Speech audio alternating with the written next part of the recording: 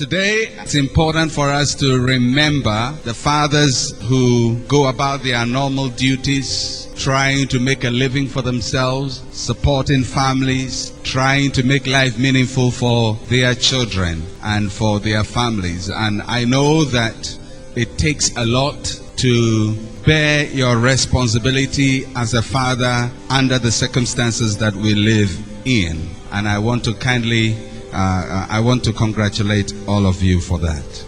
Every male has three major roles they will play in their lives. Every male.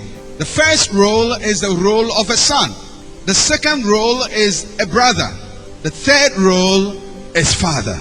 And every male, in spite of all his other relationships as cousin, nephew, boss, supervisor, whatever, is a son, is a brother in some cases, and I use brother in a wider sense of being a cousin and a nephew and whatever. And thirdly, he is a father. Of these three, the first and the last are probably the most crucial. The role of a son and the role of a father. Nobody is born with all the knowledge they need to function in these roles. You are born biologically as a son, but sometimes, although you are biologically a son, you may not behave well as a son. Every male who is born is going to learn to function as a son. And as a son, your main duties as a boy is to learn from your parents. That's your main responsibility. You learn from them.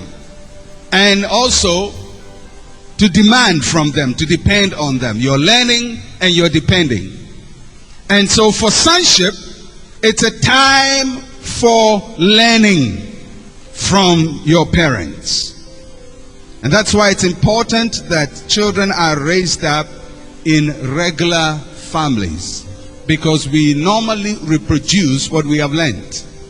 And if the family teaches wrong, the children will learn wrong. And all of us as sons, we learn by asking questions.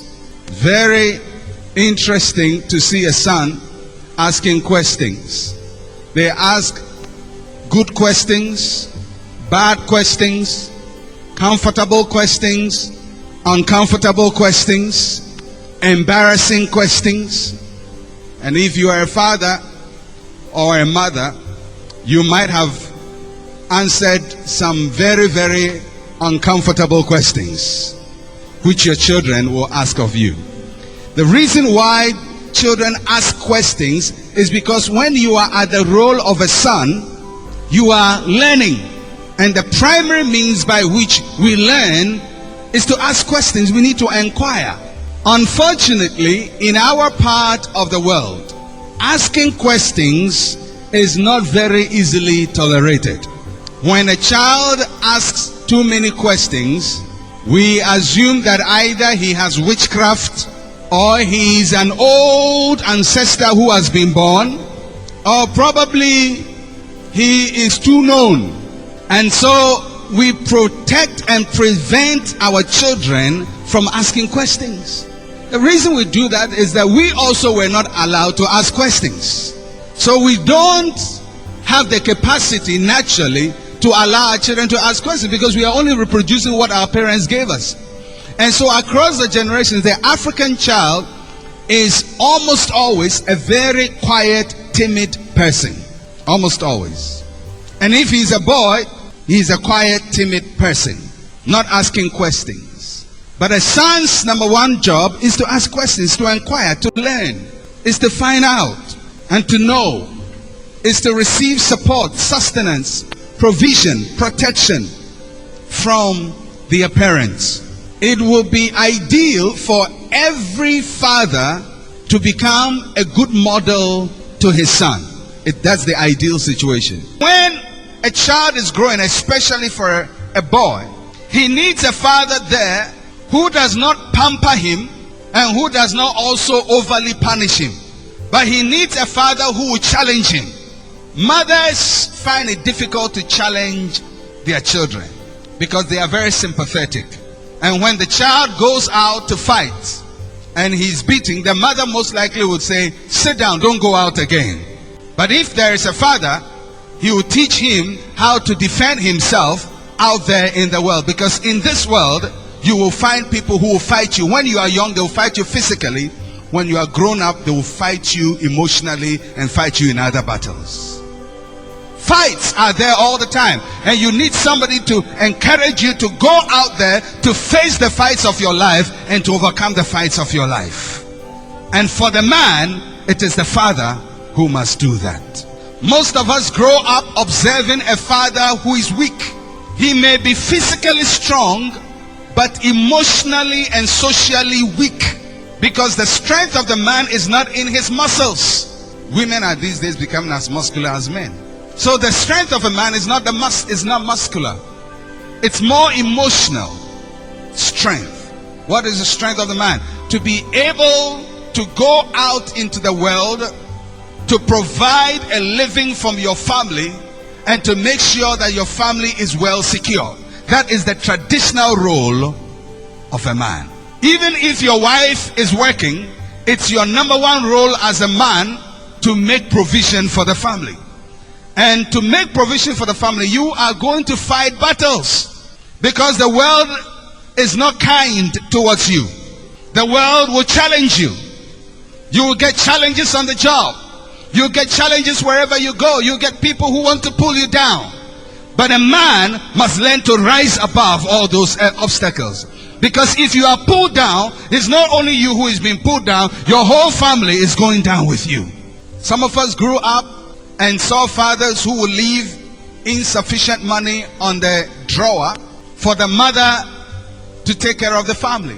And when the mother will ask or query, the father will say, that's all I have. Yes, that may be all you have, and that may be the truth, because everybody is limited.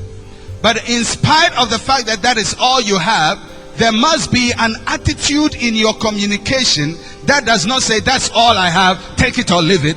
But that says, that's all I have. You hold on for the meantime, I will go and work harder and get something more for you. That should be the attitude of the father. But because we saw fathers who shirked their responsibilities and shifted their responsibilities to our mothers, most of us men have grown up releasing and relinquishing our responsibility to our wives and to women. A father is the source, he is the producer, but he doesn't only produce, he also sustains what he produces. If you are man enough to produce a child, you must be man enough to take care of the child. If you are man enough to produce a child, you must be man enough to protect the child. You must be man enough to give your child the best. And for all of us men who have got sons, let us be careful how we raise our sons. Let us raise sons who can be fathers. Let us not raise sons who will be boys when they are married, but sons who will be fathers when they are married. Sons who can stand chest out for their families. And I believe that every one of us must be that kind of a father who inspires confidence in our children so that they learn to speak their minds when they are young. Especially the African son must not become a timid person.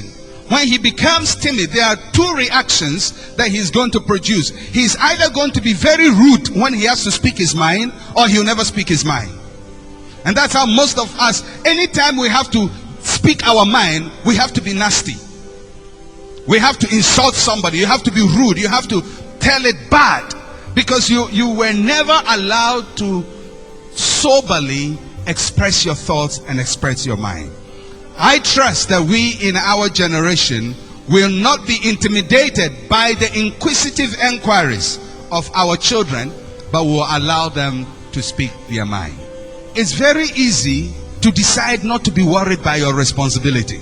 Many of us learn it very young. We fail to be worried by our responsibilities. That is a lot of us men. And some of you husbands have begun manifesting some of these attitudes in your marriages. You refuse to be worried by your responsibilities. When you come and there is food on the table, you don't care where it came from, so far as it can go into your stomach. Our responsibilities as fathers is to model for our children the kind of fathers they are supposed to be. They must be responsible fathers. They must take care of their responsibilities, and they don't have to become terrors in their homes. The fact that you are a father does not mean you are a terror. You talk down on your children. They never have time to talk to you, never have time to chat with you, never have time to pick your brains to know what you are thinking about. Always shouting on them. That is not fatherhood. That is dictatorship. For us fathers who have daughters also, although we are not talking about women today, may I also suggest to you that if you are a father, that you become very, very, very emotionally close to your daughters. Because if you don't, they will seek it somewhere else. As your children grow up from sons into teenagers to adults, they become very difficult to communicate with. Because at that time, they are no longer learning from you. They are learning by themselves. And if communication has not been developed from childhood, that is the time when communication is lost. You never talk. And you know there are a lot of us who never talk to our parents, our true feelings. We only say what we know will make them happy, but not what we are really going through. Because when you grow up, you don't need to learn anything from your parents much. As a matter of fact, as you grow into your teen years and into your early 20s, you think your father and your mother are the dumbest people alive. They don't know anything. They don't understand anything. They are old-fashioned. They dress old. Their hairstyle is old. At that time, they are not learning from you. Your taste is not their taste. Your desire is not their desire. They want to learn for themselves. They want to know for themselves. And that is when most parents disconnect from their children. In the teen years, a lot of us fathers become so frustrated with our children, we give up on them. Because they become troublesome. They seek their own way. They seek their own choices. They don't take your advice any longer. Did you know that? You yourself were like that. Why should a child in the teen years no longer be referring to the mother or the father, but wants to make his or her own decisions? Because very soon that child is going to be a parent. For this reason, a man shall leave his father and mother. I didn't say a woman. A man shall leave his father. That means that the man must leave first. By the time the man is marrying, he should have already left his father and mother and be joined to his wife, who may be with the father and mother, and the two shall be one flesh. But the boy teenager must be independent very, very early. If you keep them at home, they become mama's boys. They can't decide. They can't do anything on their own. You are washing for them. You are cooking for them. They have to go out to the world and cook for themselves, burn their rice, and learn to appreciate burnt rice. But if mama is doing it, mama does it all the time. And mamas love their sons.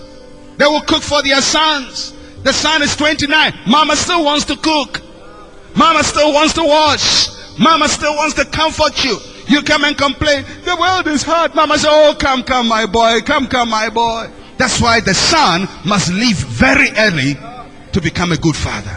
By 25 years, every man should have left his father and mother's house. Sometimes 3 of you, get 3 of your friends, come together, contribute some money, rent a house somewhere, maybe at some deep ghetto somewhere, and start life from there. Start killing your bear and your lion. Start conquering your problems. Start solving problems, and start emerging from there to the top.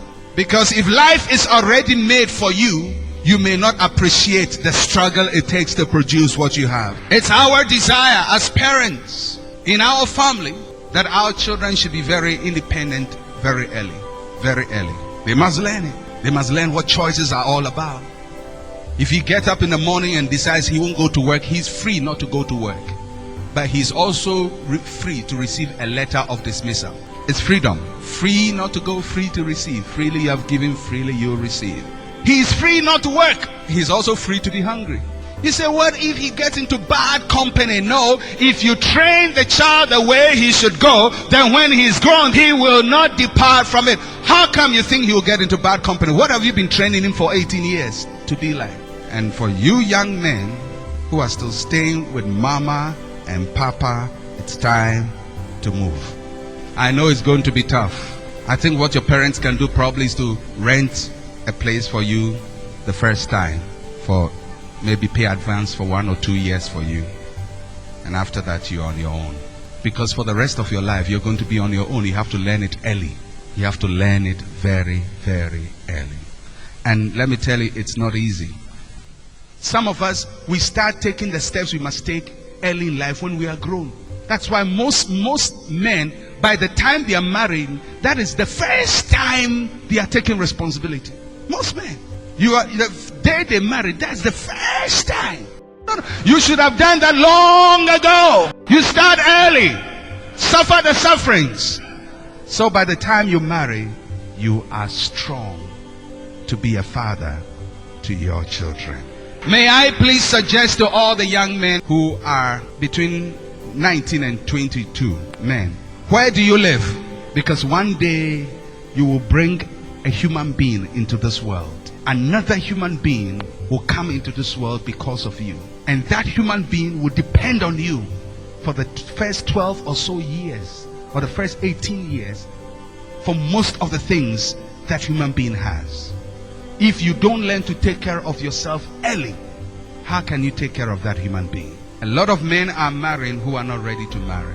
We are biologically ready to marry, physiologically ready to marry, but emotionally unprepared for the challenges of marriage and fatherhood. And if you don't start early, you become irresponsible, because you will be overwhelmed by your own challenges and that of your family, that you would find comfort in abandoning the worry of your responsibility. You will just act as if everything is okay and let your children suffer. Today, may the fathers of our future be better than the fathers of our past. May the fathers of the future build a better situation, condition for their children. May young men rise very early in life. May we have experiences we can rejoice in before the major challenges of life confront us.